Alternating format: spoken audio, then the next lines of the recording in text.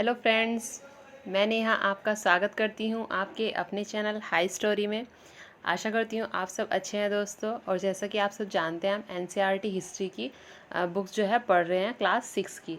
और आज हम बात करेंगे क्लास 6 के 12वें चैप्टर का, जो इस बुक का लास्ट चैप्टर है, जिसमें हम बात करेंगे इमारतों, चित्रों और किताबों से जुड़े सभी तथ्य हमें जो पाए गए हैं, जिनसे हमें काफ़ी नॉलेज मिली है इतिहास को जानने की। और इन चीज़ों के मिलने से ही हमें प्राचीन टाइम पर किस टाइम पर कौन से राजा रहे होंगे उनके बारे में काफ़ी हद तक जानकारी मिली है। क्योंकि इन पर बहुत बार हमें टाइम पीरियड लिखा हुआ मिल जाता था कि इस राजा ने बनवाए हैं, ये सिक्के यहाँ से पाए गए हैं। उन पर बहुत बार राजाओं की जो है आकृति भी छपी हुई मिलती थी। और जो इमारतें हैं, बड़े बड़ी गुफाएं बनाई गई हैं। तो इन सब चीज़ों से मिलकर ही हमारे इतिहास को हमें जानने में काफ़ी मदद मिली है। तो चलिए हम आज का सेशन जो है हमारा शुरू करते हैं।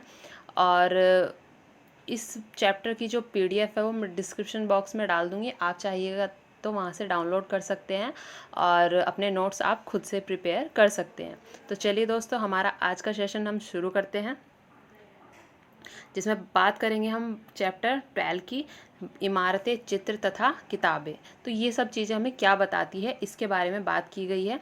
तो सबसे पहले बात आती है इमारतों की। तो इमारतों से हमें क्या पता चलता है, तो वो दिया गया है। सबसे पहले इसमें लौह स्तंभ के बारे में बात की गई है। लौह स्तंभ मैंने पहले भी आपको एक चैप्टर में दिखाया था, जिसमें बताया गया था कि ये लौह स्तंभ कहाँ पर है। और ये देखिए, इसका चित्र आप देख सकते हैं, ये है लौह स्तंभ। जो कुतुब मीनार आपने देखी हो तो वहाँ पर ये स्थित है। ठीक है, तो लौह स्तंभ कहाँ पर है? महरौली, दिल्ली में कुतुब मीनार का जो परिसर है वहीं पर यह स्थित है। और लौह स्तंभ भारतीय शिल्पकारों की कुशलता का एक अद्भुत उदाहरण है। दोस्तों, आप सभी जानते हैं कि ये लोहे का बना हुआ है, और इसकी अद्भुत बात यह है कि आज तक भी इस पर जो है जंग नहीं लगा है। तो इसकी जो ऊंचाई है वो 7.2 मीटर तथा वजन जो है 3 टन से भी ज़्यादा है। जो ये लौह स्तंभ खड़ा हुआ है, इसकी जो ऊंचाई है वो 7.2 मीटर की है और वज़न 3 टन से भी ज़्यादा है। काफ़ी भारी जो है ये बनाया गया था, पर ये उस टाइम का लोहा था, इसीलिए आज तक भी इसमें जो जंग नहीं लगा है। और इसका लगभग जो निर्माण हुआ था 15 साल पहले हुआ था, मतलब 1500 साल, सॉरी। और इसके बनने में समय से ही, मतलब जब ये बना था, उस पर जो खुदे अभिलेख है मिले हैं, तो उस पर बस चंद्र लिखा हुआ है। मतलब काफ़ी राजा हुए, चंद्रगुप्त कई हुए हैं, चंद्रगुप्त फर्स्ट। गुप्त वंश के जो 2 शासक थे, फर्स्ट और द्वितीय, और चंद्रगुप्त मौर्य भी है, आप जानते हैं। तो दो इसमें ये स्पष्ट नहीं हुआ है कि कौन से राजा के बारे में बात की गई है। तो बस चंद्र के नाम से एक शासक का जिक्र किया गया है, तो संभवतः यह गुप्त वंश के शासक ही थे। ठीक है, और इसमें आश्चर्य की बात यह है कि इस पर आज तक भी जंग नहीं लगा है। बात मैं आपको पहले ही बता चुकी हूँ। तो ये है लौह स्तंभ।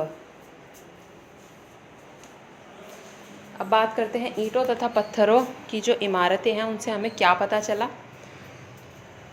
तो शिल्पकारों की कुशलता के जो नमूने हैं वो स्तूपों जैसे कुछ इमारतों में देखने को मिलते हैं। उस टाइम पर चित्रकारी जो है अपने चरम सीमा पर थी। जो भी राजा आते थे उनको चित्रकारी काफ़ी पसंद हुआ करती थी, और वो इस पर अपना फोकस रखते थे। अपने शासनकाल में कुछ ना कुछ खास वो बनवाकर जाते ही थे। तो शिल्पकारों की जो शिल्प में कुशलता है वो हर जगह देखने को मिली है। अब बात करते हैं स्तूप की। तो स्तूप का जो शाब्दिक अर्थ होता है वो टीला होता है। हालांकि स्तूप विभिन्न आकार के थे, मतलब अलग अलग तरीके के स्तूप हर जगह से पाए गए हैं। कहीं पर गोल, कहीं पर लंबे, और कहीं बड़े तथा छोटे, अलग अलग प्रकार के स्तूप जो है हमें मिले हैं। प्राय सभी स्तूपों के भीतर एक छोटा डब्बा रखा रहता है। ठीक है, मतलब जो स्तूप है वहाँ पर एक छोटा डब्बा रखा जाता था। उस डब्बे में क्या होता था, उस डब्बे में जो भी, जैसे बुद्ध के बनाए गए थे स्तूप, बुद्ध के अवशेष या उनके अनुयायियों से जुड़ी कोई भी रिलेटेड चीज़, या फिर उनकी जो अस्थियाँ वगैरह थी, या उनका कोई भी इस्तेमाल किया हुआ सामान, वो उन चीज़ों में रख दिया जाता था।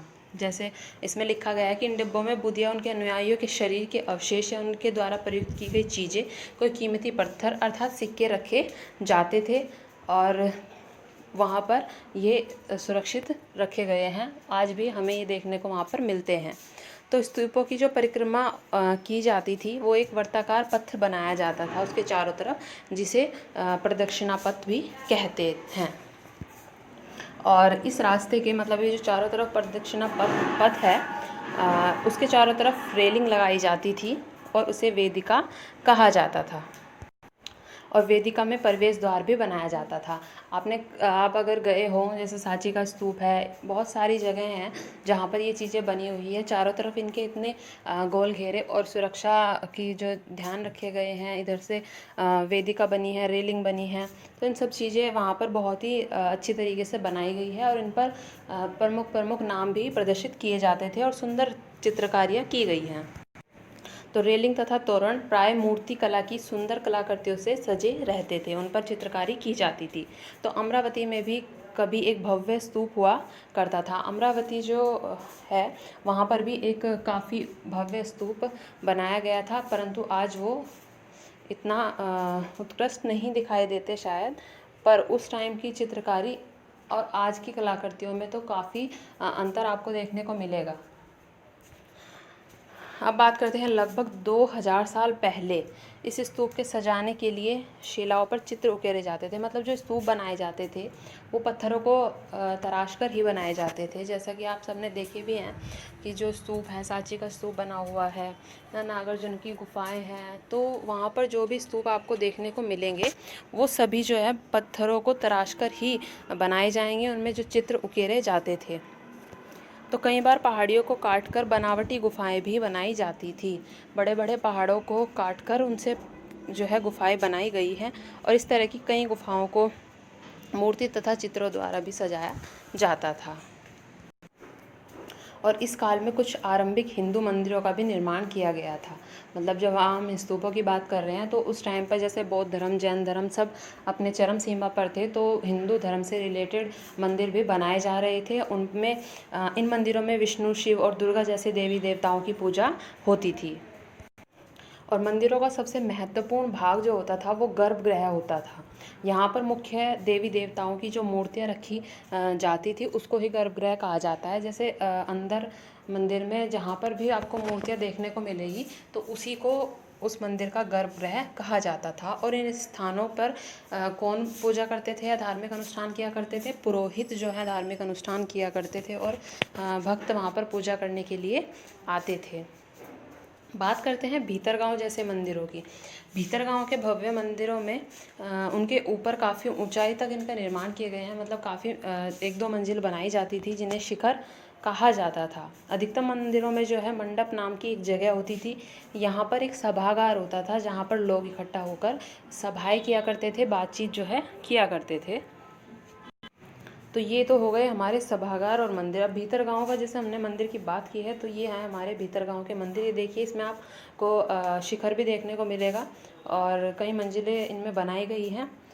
तो उस टाइम पर भी इन चीज़ों में जो है सुंदरता, आकृतियाँ, चित्रकारियाँ की जाती थी। ठीक है, बात करते हैं स्तूप तथा मंदिर किस तरीके से बनाए जाते थे और उसकी क्या प्रक्रिया रहा करती थी। तो स्तूपों तथा मंदिरों को बनाने की प्रक्रिया में कई अवस्थाएं जो है आती थी। मतलब अलग अलग चरण से वो है गुजरना पड़ता था। और सबसे बड़ी बात है कि उस टाइम पर काफ़ी धन खर्च हुआ करता था, इसीलिए आमतौर पर ये चीज़ें बनवाने के लिए राजा रानी ही कार्य किया करते थे। साधारण मनुष्य ये कार्य नहीं कर पाते थे क्योंकि इतना धन उनके पास पर्याप्त रूप से नहीं हुआ करता था। तो पहला काम क्या होता था? सबसे पहला काम होता था अच्छे किस्म के पत्थर ढूंढना, क्योंकि अगर नींव ही अच्छी नहीं होगी किसी चीज़ की तो जो चीज़ बनकर हमारे सामने आएगी वो कैसे सुंदर हो सकती थी। तो सबसे प्रमुख इनमें कार्य यही हुआ करता था कि उत्कृष्ट अच्छे किस्म का जो है पत्थर ढूंढा जाता था, शिलाखंड को खोदकर निकाला जाता था। फिर मंदिर स्तूप के लिए मतलब सोच विचार करके एक जो है स्ट्रक्चर तैयार किया जाता था। जैसे हम मैप बोलते हैं आज के टाइम पर, किसी भी चीज़ का हम नक्शा बनवाते हैं तो उसी हिसाब से सोच विचार किया जाता था और शिलाखंड को उसके तय स्थान तक जो है पहुंचा दिया जाता था। यहाँ जो है पत्थरों को काट छाट कर तराशने के बाद खम्भों, दीवारों की चौखटों, फर्शों तथा छतरों का आकार उनको दे दिया जाता था। जो भी उसका नक्शा बनकर तैयार होता था उसके हिसाब से वो पत्थरों को काटते, तराशते और उनकी छत, फर्श, खम्भे जो है व्यवस्थित कर दिया करते थे।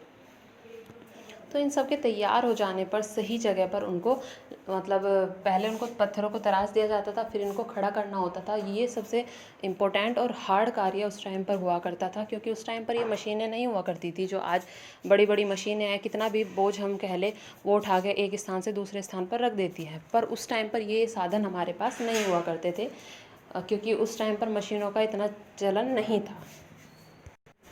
तो इस समय के तैयार हो जाने मतलब इन सब के तैयार हो जाने पर सही जगह पर इनको लगाना काफ़ी मुश्किल काम था। इस तरह के शानदार ढांचों का निर्माण करने वाले शिल्पकारों को राजा जो है राजा रानी ही खजाना या उसमें अपने धन जो राजकीय धन होता था उसमें से ही इनको खर्चा दिया करते थे। इसके अतिरिक्त इन स्तूपों या मंदिरों में आने वाले भक्त, आप सब जानते हैं जैसे मंदिरों में कितने भीड़ आज भी रहती है, तो उस टाइम पर भी उसी मात्रा में भीड़ आया करती थी। तो इनसे प्राप्त होने वाला जो धन होता था उपहार के रूप में जो लोग चढ़ाकर जाते थे, वो सारा का सारा इन्हीं मंदिरों को सजाने में, इन्हीं इमारतों की सजावट में व्यय कर दिया जाता था। तो सारा का सारा धन जो है इन्हीं मंदिरों और स्तूपों में लगाया जाया करता था। ठीक है, अब बात करते हैं नेक्स्ट पॉइंट की। इनकी सजावट के लिए पैसे देने वाले कौन कौन लोग हुआ करते थे? व्यापारी, कृषक, माला बनाने वाले, इत्र बनाने वाले और सुनार, लोहार और कई स्त्री पुरुष जो है शामिल हुआ करते थे, जिनका नाम इन्हीं खंभों की रेलिंगों में दीवारों पर छपवा दिया जाया करता था।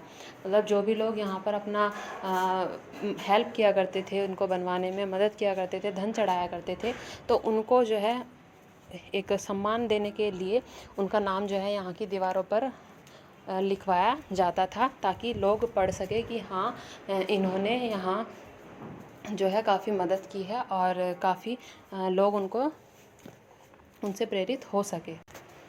तो व्यापारी, कृषक, माला बनाने वाले हर तबके के लोग जो है आकर यहाँ पर मदद कर सकते थे।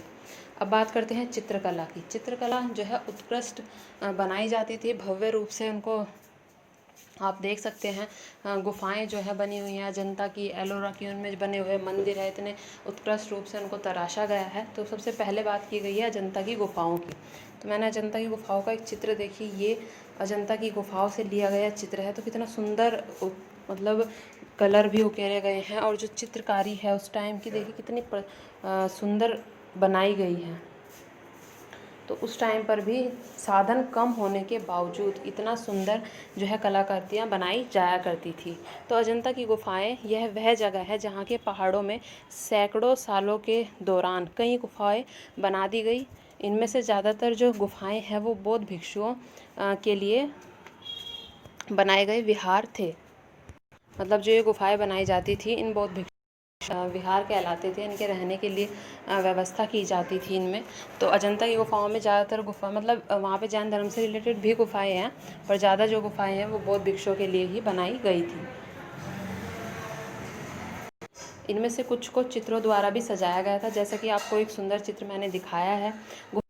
गुफाओं के अंदर अंधेरा होने की वजह से अधिकांश जो चित्र बनाए जाते थे वो मशालों के रोशनी में ही बनाए जाते थे, क्योंकि दिन रात वहाँ पर कार्य किया जाता था, और अगर दिन भी होगा तब भी गुफाओं के अंदर तो अंधेरा ही रहा करता था। चित्रों के जो रंग हैं वो देखिए 1500 साल होने के बावजूद भी आज भी इनकी जो चमक है वो इतने ही चमकदार आज भी दिखाई देते हैं। और ये जो रंग बनाए जाते थे दोस्तों, ये रंग जो है पौधों तथा खनिजों से ही बनाए जाते थे, और इनकी सुंदरता आज भी उतनी ही है।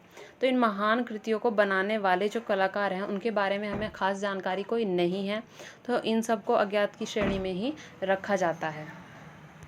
तो इतने उत्कृष्ट चित्र बनाने वाले लोगों के बारे में हमें खासा जानकारी नहीं है। ये देखिए अजंता की गुफाएं में कितनी स्पष्टता आज भी है, तो उस टाइम पर कितने सुंदर ये दिखाई दिया करते होंगे। यह है अजंता की गुफाएं, और इसमें ये एलोरा की गुफाएं मैंने दिखाई हैं आपको। इतनी सुंदर जो है चित्रकारी की गई है। अब बात करते हैं पुस्तकों की दुनिया से हमें क्या क्या जानकारी जो है मिली है, इन सब के बारे में थोड़ा सा पढ़ लेते हैं। तो इस युग में कई प्रसिद्ध महाकाव्यों की रचना की गई थी।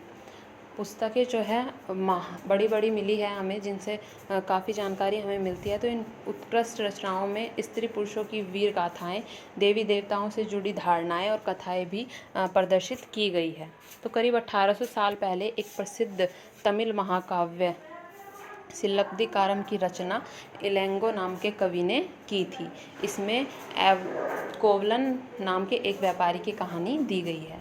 तो ये महाकाव्य एक कोवलन नाम के व्यापारी से रिलेटेड है, उसके बारे में ही इसमें बात की गई थी।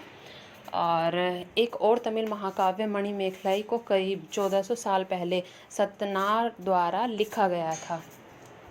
तो इसमें भी कोवलन तथा उनकी जो बेटी है मतलब कोवलन तथा माधवी से उत्पन्न जो बेटी है उसके जीवन के बारे में उसमें बताया गया है। तो यह रचना कई सदियों साल पहले जो है खो गई थी, मतलब इसके बारे में हमें जानकारी नहीं थी, लेकिन कुछ पांडुलिपियों में दोबारा इनके बारे में हमें देखने को मिला लगभग 100 साल पहले।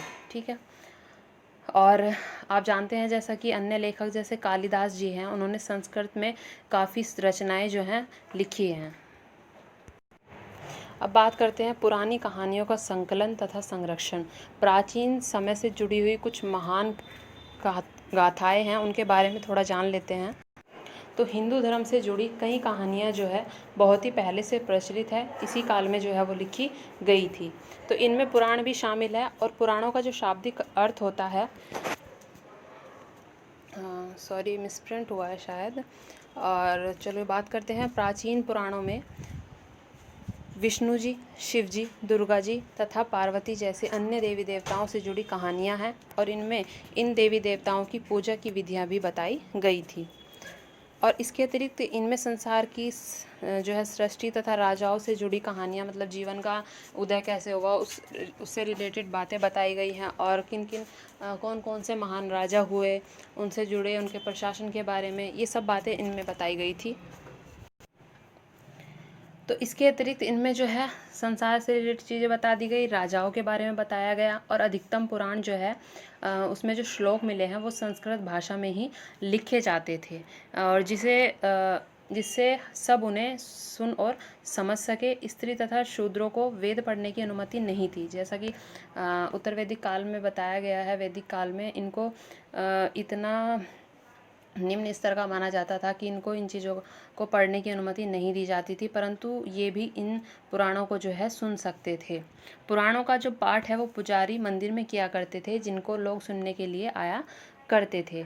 और हमारे जो हिंदू धर्म है उसमें 2 महाकाव्य जो संस्कृत में लिखे गए हैं, महाभारत तथा रामायण, लंबे अरसे से लोकप्रिय है। जैसा कि आप सब भी जानते हैं, महाभारत और रामायण टीवी पर इतना दिखाया जा रहा है आजकल, तो उनके बारे में थोड़ा जान लेते हैं। तो महाभारत जो है कौरवों तथा पांडवों के बीच युद्ध की कहानी है, और इस युद्ध का उद्देश्य कौरव वंश की राजधानी हस्तिनापुर की जो है गद्दी प्राप्त करने के लिए 2 भाइयों के पुत्रों के बीच युद्ध होता है। तो ये कहानी जो है बहुत ही पुरानी है, पर आज भी हम इनको जानते हैं, सुनते हैं, और इनके बारे में हम पढ़ते हैं। लॉकडाउन में मोस्टली लोगों ने महाभारत रामायण देखी ही है, तो आप अच्छे रूप से इनको जानते हैं अब तो। और माना जाता है कि पुराणों और महाभारत दोनों को ही व्यास जी ने लिखा था। और महाभारत में तो जो भगवत गीता है वो महाभारत से ही ली गई है, वहीं से उसका उदय हुआ था। ठीक है। अब बात करते हैं रामायण की।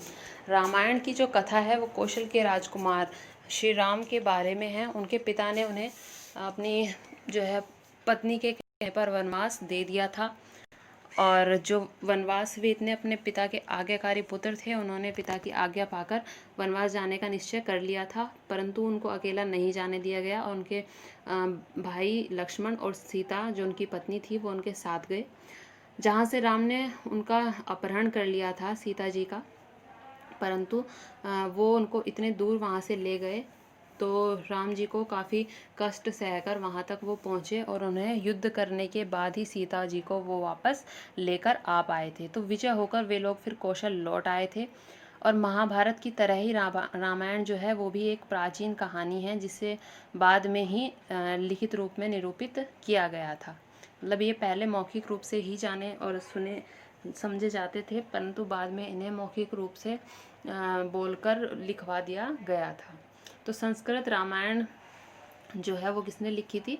वाल्मीकि जी ने। ये भी कई बार क्वेश्चन जो है पूछ लिया जाता है कि रामायण और वेद व्यास ये मतलब उल्टे मैच द फॉलोइंग में आते हैं कि कौन से ग्रंथ को किसने लिखा। ठीक है, अब बात करते हैं आम लोगों द्वारा कही जाने वाली कहानियाँ। ये तो बात हो गई हमारे बड़े महाकाव्यों की, बड़ी बड़ी गाथाओं की। अब बात करते हैं छोटी कहानियाँ, जैसे नॉर्मली लोग अपने बच्चों को सुना दिया करते थे, तो आम लोग भी कहानियाँ कहते थे, कविताएं और गीतों की रचना किया करते थे, गाने गाते थे, नाचते थे, नाटक मंचन भी वो लोग किया करते थे। तो इनमें से कुछ तो आज के टाइम पर भी सुनी जाती है। हम सब ने पंचतंत्र की कहानियाँ काफ़ी सुनी है बचपन में दोस्तों।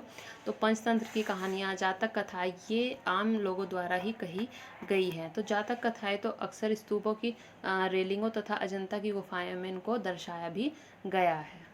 अब थोड़ा बात कर लेते हैं विज्ञान की जो पुस्तकें हैं वो इसी टाइम पर जो है इनका उदय हुआ था, इनको जो है लिखा गया था। तो कौन से महान लेखक वो थे जिन्होंने इनके बारे में बताया? तो इसी समय पर जो है गणितज्ञ तथा खगोल शास्त्री आर्यभट्ट जी ने संस्कृत भाषा में लिखा करते थे, आर्यभट्टियम नामक पुस्तक जो है लिखी थी। और उसमें उन्होंने लिखा कि दिन और रात, मतलब उन्होंने ही बताया था सर्वप्रथम कि दिन रात कैसे होते हैं, क्या वो प्रक्रिया रहा करती है। ग्रहण के बारे में उन्होंने बताया कि ये कंडीशंस होंगी तो ये सूर्य ग्रहण होगा और चंद्र ग्रहण इन तरीक़ों से होता है। तो उस टाइम पर इतना डेवलपमेंट नहीं होने के बावजूद भी उन्होंने जो है सटीक एकदम चीज़ों का अनुमान लगाया, बताया उन चीज़ को पढ़ के अच्छे से।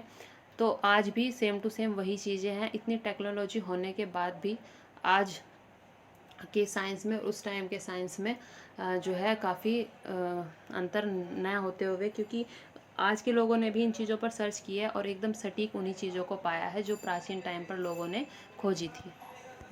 और इन्होंने ही वर्त की परिधि को मापने की जो है विधि ढूंढी थी, जो लगभग उतनी ही सही है जितना कि आज प्रस्तुत जो की जाती है, उतना ही उनको आज भी सेम उनको माना गया है।